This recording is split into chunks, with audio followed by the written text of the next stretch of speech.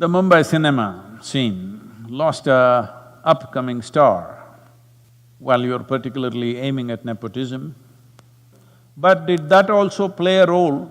Possibly in his mind, because he felt he was put into an unfair level of competition. You cannot compete with somebody who are privileged, who are entitled in some way. Anyway, they will get what they have to get irrespective of their talent or their capabilities, and you have to strive maybe doubly hard. It could be because of your, because you don't have your uncle in a godfather's place, or your skin color is not right, or you don't belong to the right caste or religion. Everywhere we are facing this all the time, and every human being faces this at various levels, in different ways. Sadhguru, after the recent death of a Bollywood star, there is a lot of debate in the country about nepotism. After the recent death of a Bollywood star, there is a lot of debate in the country about nepotism. Some people believe it is their karma that they are born into a certain privilege. Is this true? I know Hollywood is a place. I refuse to use the other word because I think it's kind of ridiculous to use that word, but everybody has started using that word anyway. The Mumbai cinema scene lost a upcoming star. Well, you can always… and he committed suicide, must be just over 30 years of age, I think, I'm not sure, I've only seen him now after his death, otherwise I had not heard or seen of him because I know very little about Indian cinema, I should say.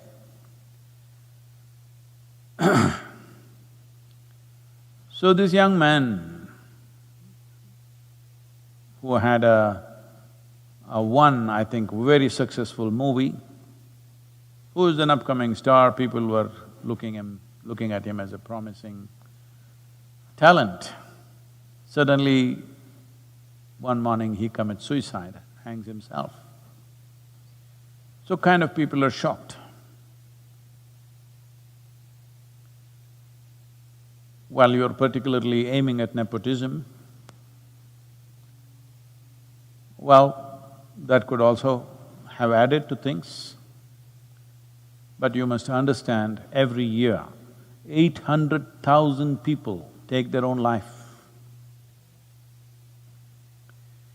Between 15 to 29 years of age, suicide is one of the biggest causes of death in the world.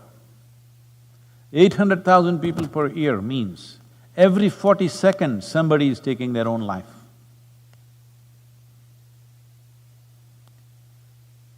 Why so many people want to take their own life? Because in terms of food,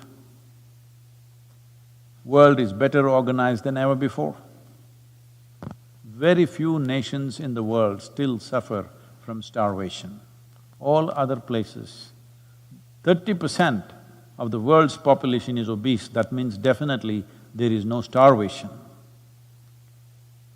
But certain part of the world, another 30% maybe, or another 20% in the world, unfortunately, are malnourished, a small number is towards starvation. In many ways, compared to any time in the history of humanity, our food is better organized. So that's not the reason for death, that people could not find food and they died. No, they're killing themselves. Healthy people, well-to-do people are killing themselves. Why would any individual want to take their own life? You do one thing, go outside, find an ant. See, you try to trap him, try to act like you want to harm him. He will do everything possible to save his life, because that is the nature of life. An ant does not think, I'm just an ant, a worthless little ant, what is there if I die? That thought never occurs to him because he is programmed by nature. That life is the most significant dimension that's happening to him. Other aspects of his life, whether they're happening or not, we do not know. But he clearly knows the most fundamental and significant element of his life is life itself. Every creature in this world understands that. Only a human being somehow can defeat this. When your survival is in question, you also understand that. But when survival is not in question, then your psychological realities become bigger than your existential reality. Because of this, if it's wrong kind of thought process and emotions start happening, you will start moving in this direction. Well, there's a whole lot of people who constantly hitting me because I said, whether you are well or ill, physically and mentally, is your choice. Well, sometimes you may get infected with something, infections and things that come from outside are different. But things that you generate from within is entirely your choice. You may not know how you're making the wrong choices, but knowingly or unknowingly you're making the wrong choices because all chronic sufferings that you have, physical or mental, is generated from within. Maybe it is so strongly generated, sometimes you feel helpless about it. True, I agree with that. But at the same time, how much intensity of problem do you suffer and how you suffer is definitely controllable from within. A whole lot of people go into depressed modes at various times in their lives when things don't happen the way they think it should happen. If two things today do not happen the way you want them to happen, by today evening you may be somewhat depressed. In the evening, you may sit there and talk yourself out of it, or maybe you sit with your friend and they talk you out of it, sit with a loved one and they talked you out of it, or you slept over it and tomorrow morning you are out of it. This is happening to a whole lot of people. But some people go into that and they are not able to come out. The slope was too steep, they could not climb up that evening or next day, they lasted for 3 days or 5 days, and then they sought professional help. If you seek professional help also, in the initial stages, they're only trying to talk you out of it. You can call it a therapy, you can call it whatever. Essentially, they are trying to talk you out of it. Maybe they're professionally trained to do that, but your loved one or your friend may do it in their own way, or you might do it in your own way. So I'm saying, if you have slid into a depressed state, you can be talked out of it. If somebody can talk you out of it, you can also talk yourself out of it. You must understand, staying sane is hard work. Because going crazy is so easy. Staying sane in every kind of situation that you face is lots of work. Somebody was asking me this question about peace. Peace is not a flower that blossoms within you. You have to enforce it. You have to enforce it, you have to make sure that you're peaceful. Otherwise, when things that you don't like happen around you, if you're exposed to the world as I'm exposed, 90% of the time, things that you don't like are happening all over the damn place. So to lose your peace is very, very easy unless you learn how to enforce it. That means you've taken the faculties that you have into your hands. If your faculties of thought and emotion was in your hands, you would not go into depression. Well, why you went to depression, in what different ways circumstances pushed you into that is a questionable thing. In every family, when suicides happen, somebody will be feeling guilty about it because they think, oh, maybe I should not have said this. If I had not said this, it would have not happened. We don't know, maybe somebody else would have said it. Many parents have come to me like this, not one or two, many, where their teenage children have committed suicide. just because they said something, you know. They said something little strongly at a certain moment because they're not studying properly or they're not behaving properly or one little push and they just went and took their life. Parents are living with that suffering for the rest of their lives because they keep on thinking it's because of me, I shouldn't have said it.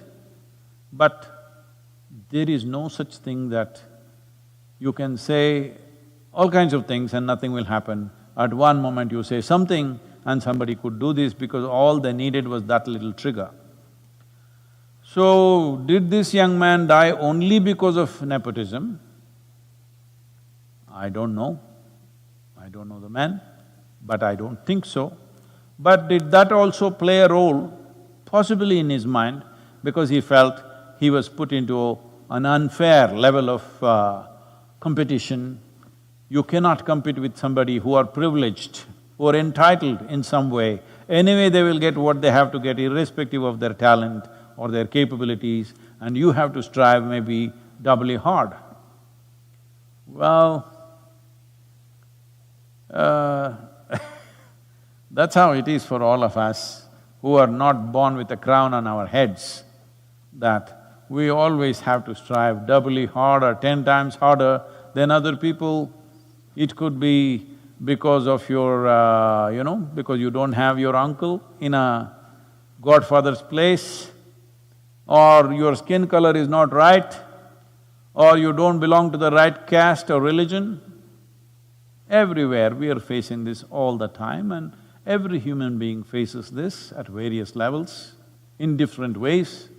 Some will overcome it, some will strive and fly beyond that, some will suffer that, some unfortunately take their life, which should not happen. I would say this taking of the life is mainly because our education systems have nothing.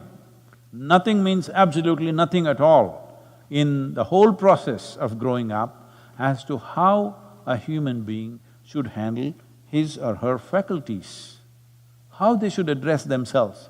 It's all about fixing the world, it's all about knowing about the galaxies out there, about every atom in the universe, all kinds of stuff, not a thing about this one. For that we are paying a price as a generation.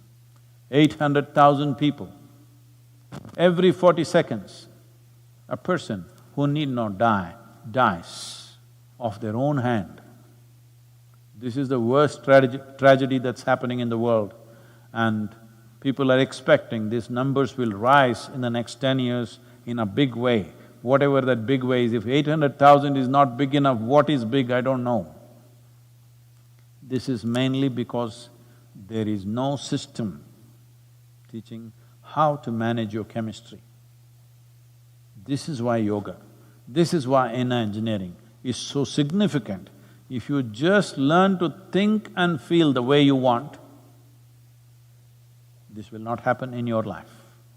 This should not happen in anybody's life, because as it is, it's a brief life. It's not for you to end it. Time will come for that. For all this, the fundamental thing is, you must become a blissful chemistry. If this one thing, if you work for, if you provide tools for every human being on this planet to make this happen, now we're starting a movement in Tamil Nadu. Once this pandemic threat goes away reasonably, we will start this in village to village, town to town. The simple practice of Surya Shakti, how to manage your energies the way you want. If your energies are exuberant, you will not take your life. They've become feeble. They might not have become feeble because of physiological conditions. They've become feeble, suppressed by the weight of your psychological stuff. Because of that, energies have become feeble. If you had just learnt how to think and feel the way you want, this would never have occurred to you in your life. This must happen, that whether everybody will attain to their ultimate or not, we do not know. We will strive, but everybody, this much must happen, that their experience of life in whatever little things that they're doing in their life must be pleasant. This we can definitely achieve. If every one of you stand up and strive, this is very much possible that we can create a generation where their experience of life is pleasant. They need not imbibe any chemicals in the form of drugs, alcohol or this or that. Simply to sit here peacefully and blissfully, every human being should be capable of this because this much awareness and intelligence is invested in every human being. Namaskaram, my blessings to you on this day. Depending upon how willing you are, I am available to you. It's 4 o'clock anyway.